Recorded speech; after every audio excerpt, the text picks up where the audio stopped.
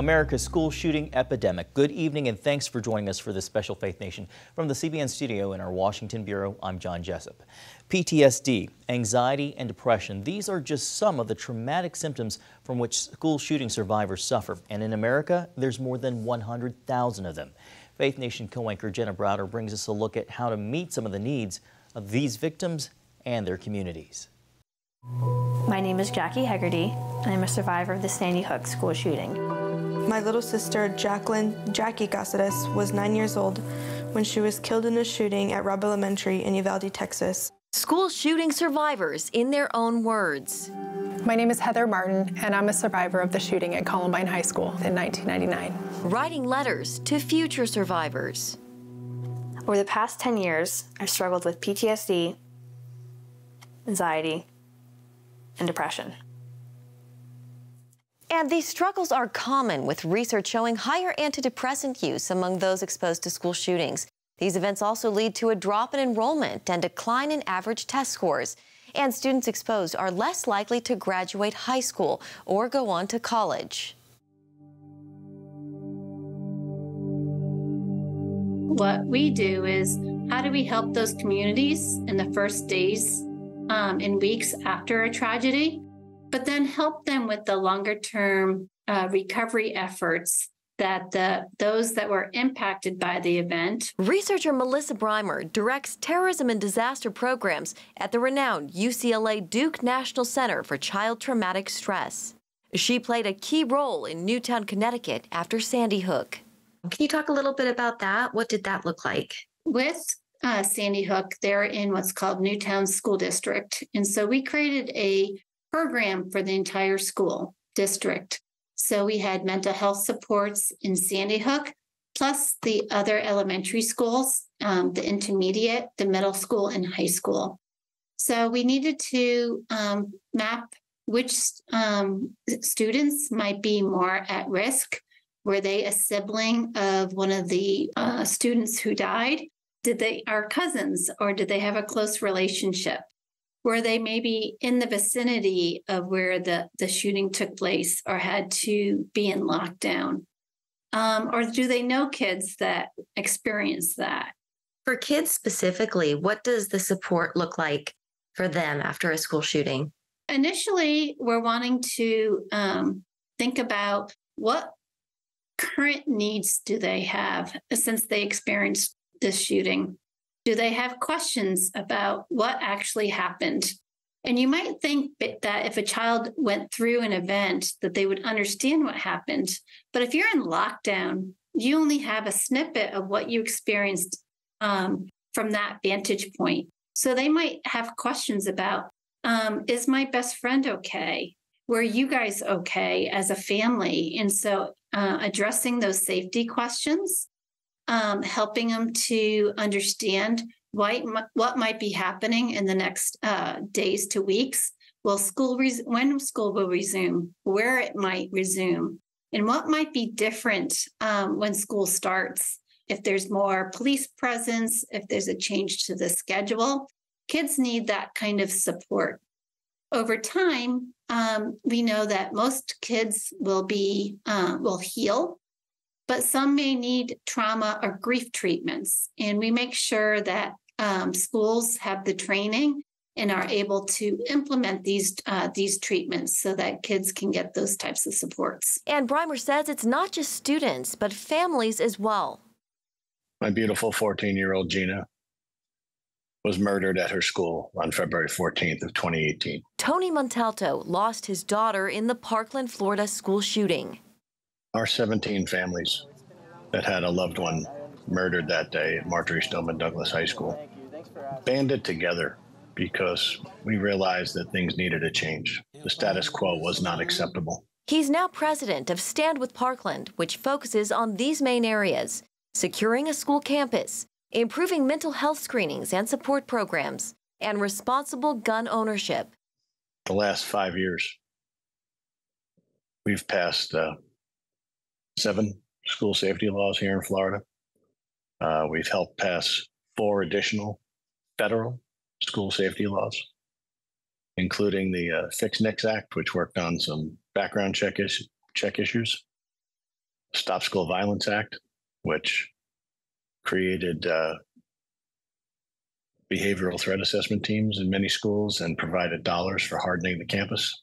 Breimer wants change as well. In addition, she would like to see bereavement services for kids experiencing grief, support for families navigating social media in the wake of these tragedies, and suicide prevention programs. Sometimes people give up hope because they've experienced these events. And so what we've also looked at and made sure that we highlighted it is supporting, making sure that there's suicide prevention programs in the schools, helping with identifying kids or adults who are at risk because of these events and making sure that they get help. I wish someone would have told me that even after a year, I still wouldn't feel like my old self. And while there is hope for these survivors, getting there is a process that requires support and resources. You'll never be the same, but you'll learn to live with this. Quite honestly, I'm not there yet. But with the support from the people that you know and love, you'll get there eventually. In 2023, a shooter stole 6 lives at a Nashville school. When we come back, how parents are using their pain to prevent it from happening again. Welcome back. In 2023, tragedy struck Nashville. A former student opened fire at a Christian school, killing 6 people, including 3 students. It devastated the community. Despite the pain, though, one group of parents is turning their heartbreak into action. CBN's Charlene Aaron has that story. While memories of the Covenant school shooting continue to linger across Nashville, one group of parents is turning their grief into a tangible action plan to keep schools and students safe. Let's go! Body cam video shows Nashville police entering the school, racing toward gunfire to confront and take down the shooter, Audrey Hale. In the end, the shooting left 3 Covenant students and 3 staff members dead. Mary Joyce and Melissa Anderson, whose children attend the school, recall the day. The feeling of complete helplessness on that day and trying to do anything to get to my child. They could hear all of the gunshots, and the children, some of them, one grabbed the Bible and started praying. In their minds, as they waited in that moment, hearing what was going on around them, they were preparing to be next. Their kids still feeling the trauma a year later. My 9-year-old, now 10-year-old, she just turned 10 a couple weeks ago, doesn't sleep in her own bed yet. She still has nightmares. She is angry during the day over little things, and that's not our child. I don't know how to parent that. Anderson says her son, a 4th grader at the time, refuses to open up about what happened. That is heartbreaking in itself because I don't want what he experienced on that 2nd floor to be locked up inside of him. Covenant father of 3, Brent Leatherwood. We now know that that evil that day came very, very close to 2 of our children. And that's hard to live with. A bond these parents all share. That grief really came over me in a wave a few weeks ago when I was sitting down with another mother in her home, and we were talking about what had happened. Our children were together that day, and just the emotions that I hadn't seen, because I try to hold those back when I'm in public. Those emotions came over me, and I was just angry that I have to live this life. I'm angry for our community. That anger now the driving force behind a push for gun law changes and safe schools nationwide. Last August, Tennessee Republican Governor Bill Lee called a special session to address the issue. We say, look, we are conservative Christian families who, I myself am a gun owner, our families are gun owners, and we own guns, yet we want safer gun laws. Those two can coexist. And we believe what we're asking is in line with the Second Amendment. No meaningful legislation passed in the special session. With nearly 350 U.S. school shootings in 2023, She argues the inaction sends mixed messages to kids. Children, we are going to send you to school to learn and learn about our country. But wait, you might die today. And this classroom that you're learning in and your desk might be blown to shreds. And you might be in a war zone. And some of your friends might die, and you may die.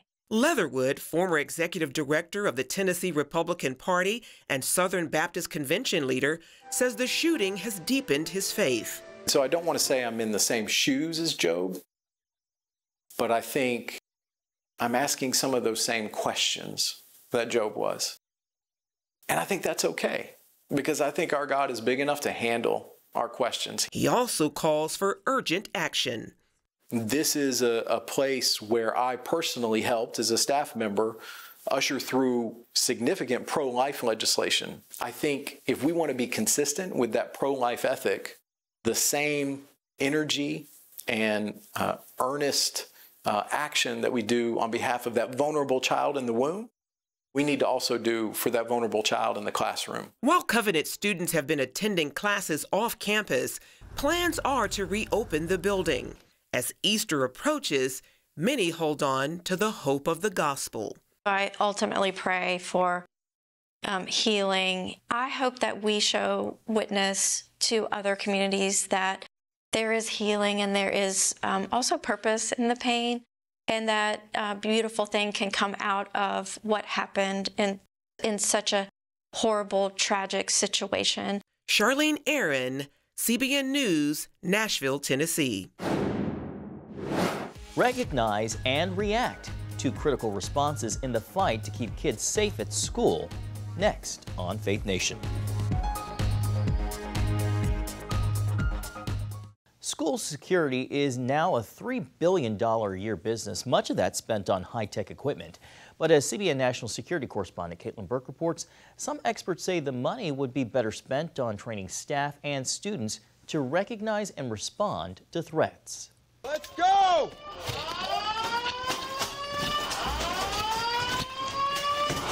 Metro Police!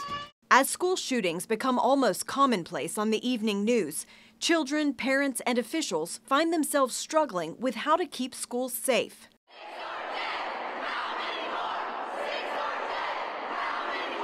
The children of this country are demanding action. Our classrooms have become killing fields. Is that acceptable? I don't think one piece of legislation solved this. We got to deal with mental illness. School security has grown to a $3 billion industry, with investments in everything from video surveillance technology to bulletproof doors and electronic locks. And while technology is important, experts say it likely would not prevent the next attack. When people are the problem, people are always going to be the solution. Jimmy Graham is the CEO and founder of Able Shepherd, an elite active shooter training program in Denver, Colorado.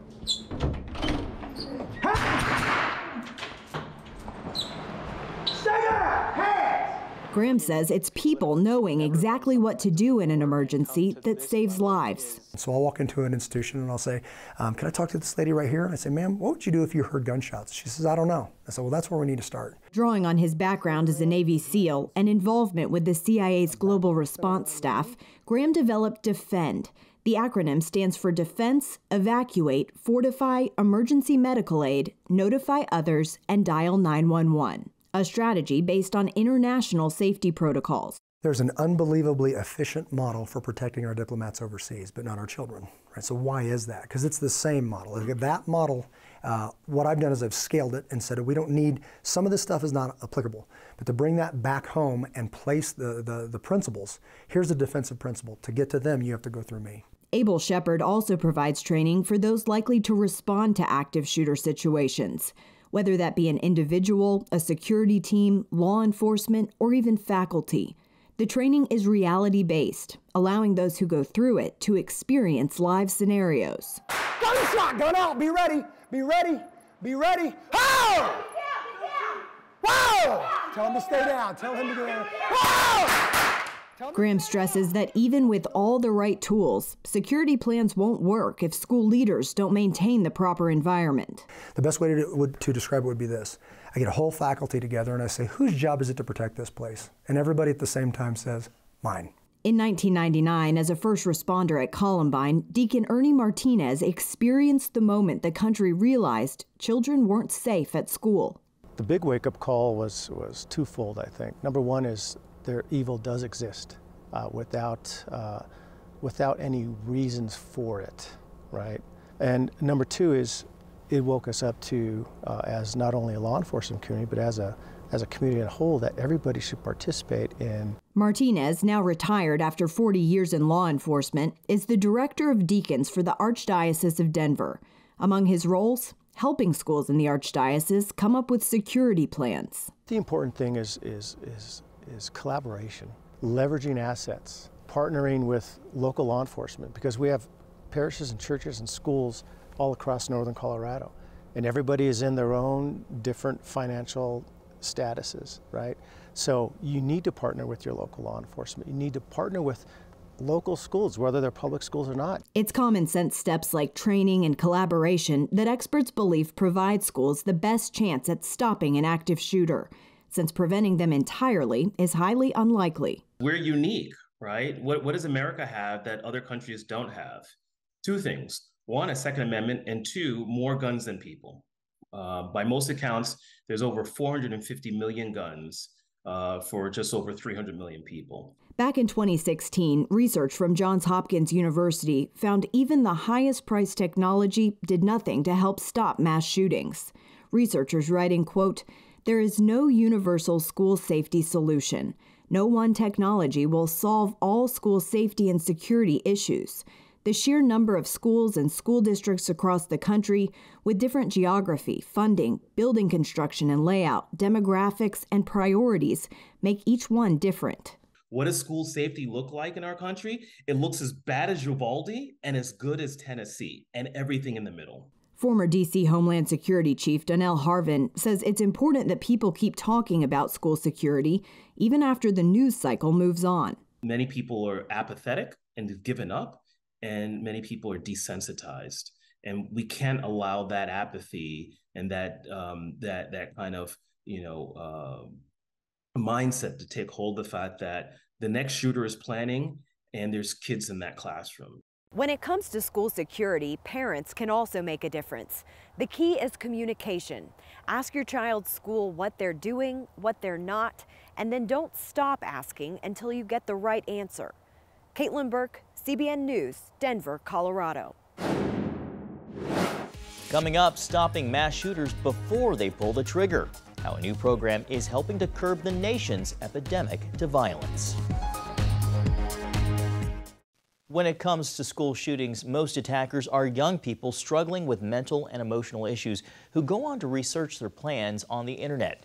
Now, as Brody Carter reports, an online ministry is using high-tech search tools to identify potential shooters and connect them with the help they need to redirect their path before they pick up a gun.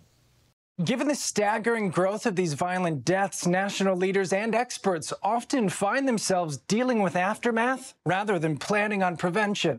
One of the more frightening statistics is the number of deadly mass shootings carried out by somebody 21 or younger. That's become a focus for the Let's Talk to Them initiative. We believe that individuals who are both suicidal and have some deep-seated anger, maybe hatred, maybe vengeance, probably at some point will contemplate a mass shooting. It's a morbid connection that suicide and homicide are the second and third leading causes of death for those between the ages of 10 and 24. I think that a lot of people are looking for a mental health solution without necessarily knowing what that mental health solution is. Jordan Estrada is certainly familiar with the issue as a first responder, spending the last 15 years helping organizations put together active shooter response plans. Using that background and experience, he wants to focus on prevention by connecting potential killers with those willing and able to help. So Let's Talk to Them is a new initiative that is attempting to reach potential mass shooters, individuals who might be ideating or planning a mass shooting with a message of deterrence and redirection onto a better path. Let's Talk to Them started in 2020 following the back-to-back tragedies in Uvalde, Texas and Buffalo, New York. In those cases, both shooters bought their weapons after turning 18 and used social media as their sounding board. If somebody Googles or searches for any word relating to suicide, They have a response of websites to click into and phone numbers to call 24 hours a day. Ken Churchill started Talented Ventures to help fund initiatives improving societal health, like Let's Talk to Them.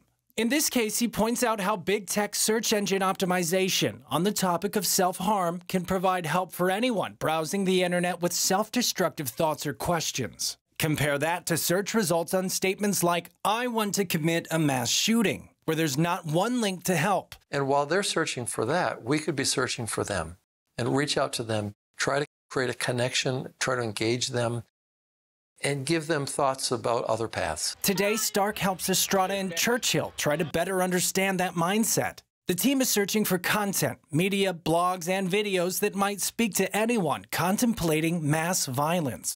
We want to make sure that it connects with the mindset of these individuals in a way that does not encourage or incite them to continue, but rather de-escalates them, calms them down, gets them to pause, gets them to think. Let'sTalkToThem.com is the introduction page. It shares their vision to help.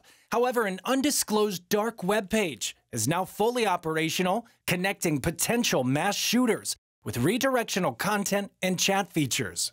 At this point, are engaging with them and encouraging them to hit buttons on our website that make a phone call to 988, the National Suicide and Crisis Lifeline. But it's their choice to do the connection. The second thing that we have on the website currently is a live human 24-hour-a-day chat feature where specialists, particularly in suicide and other types of harm, these are Christian people, that they could choose to be in a chat. It's offered on our website. The organization says this isn't about surveillance or espionage. Instead, the goal is to be a light shining into the dark corners of the web. Each situation varies, however, so police could potentially get involved. Estrada says the reason behind his decision to help is because God's love is for everyone, even some capable of committing mass violence. Brody Carter, CBN News. Well, thanks so much for joining us for this special edition of Faith Nation. Have a great night.